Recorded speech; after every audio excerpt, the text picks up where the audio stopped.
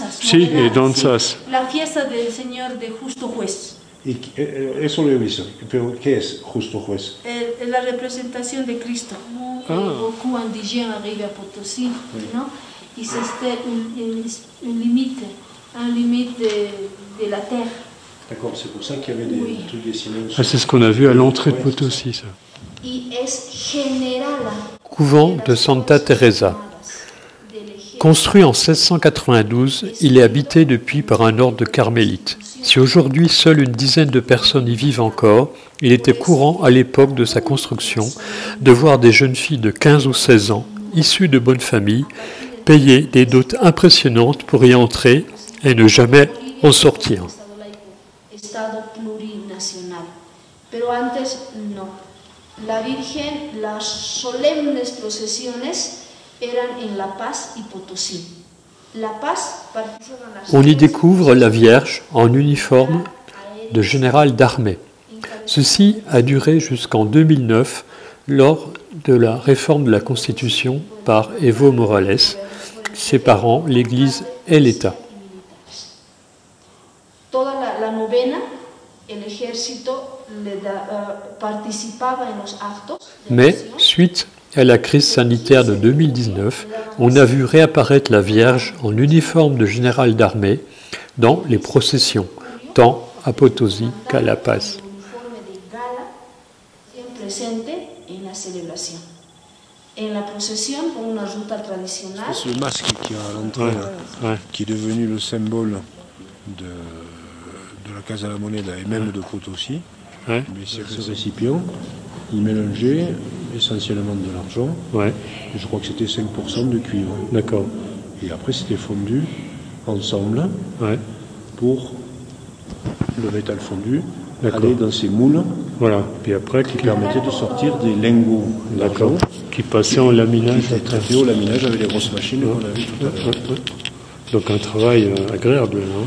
C'est pour ça que c'était que des esclaves qui faisaient ce travail-là, qui mouraient de cancer assez rapidement. Mais on disait que le mineur est propriétaire de son filon. Oui, de son filon jusqu'à l'entrée de la mine. Oui. Après, ils doivent vendre à la coopérative. Oui. Et la coopérative... Et c'est ça. Et là, après, on ne sait pas à qui c'est vendu.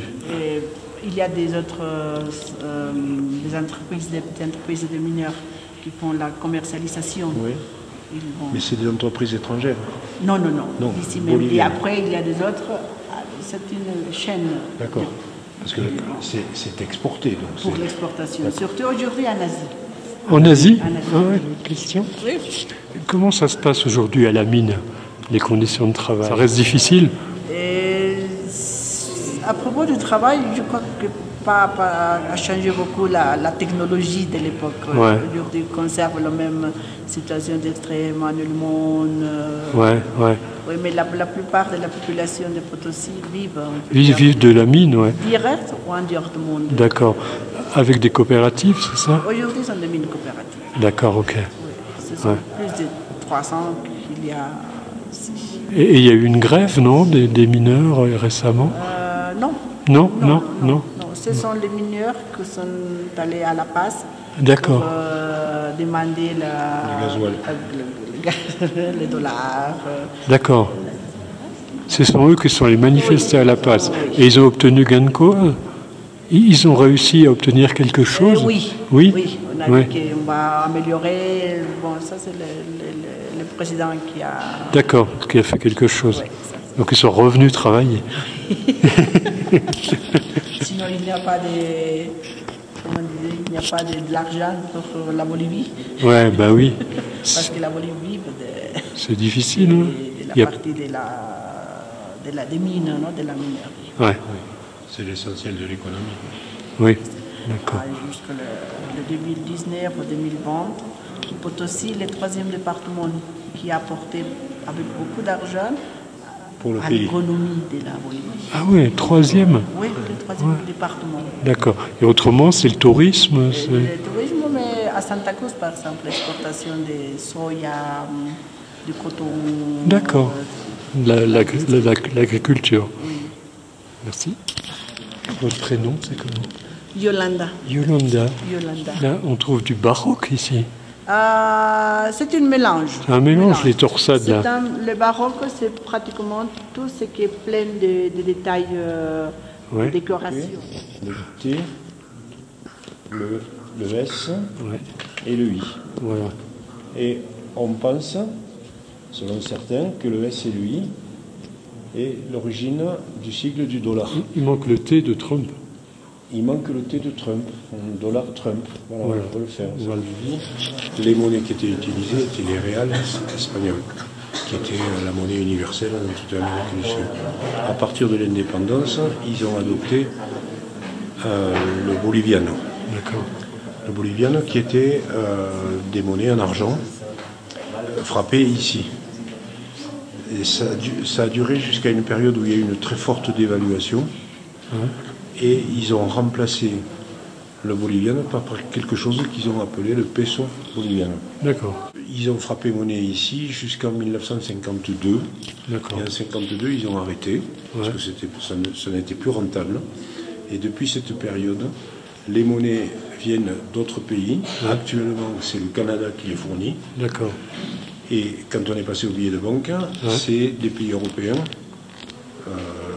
l'Espagne, l'Allemagne, la France, qui impriment les billets. Il est Potosí comme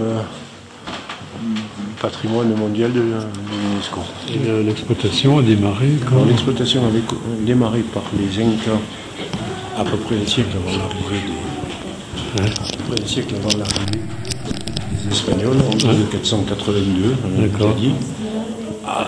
Au niveau artisanal, parce qu'ils étaient que 8 familles à exploiter ça. Après, quand les Espagnols sont arrivés, qu'ils ont découvert ces filons, ils l'ont exploité en masse. D'accord. À partir des années, un siècle après, 1580. Et sur le tableau, on voit Charles Quint, l'empereur d'Espagne, avec des Flandres, je crois, qui est devenu propriétaire de ces mines, et qui pose à côté de cette représentation circulaire de la Terre, au prétexte que sur son empire, le soleil ne se couchait jamais. On a l'empereur Inca en petit, au-dessus du pape sans doute, ou quelque chose comme ça. Et il y a un empereur Inca qui venait soigner une maladie de peau dans les thermes qui sont à 25 km de Potosí. Vous êtes un guide excellent, Georges. Je vais m'installer guide ici.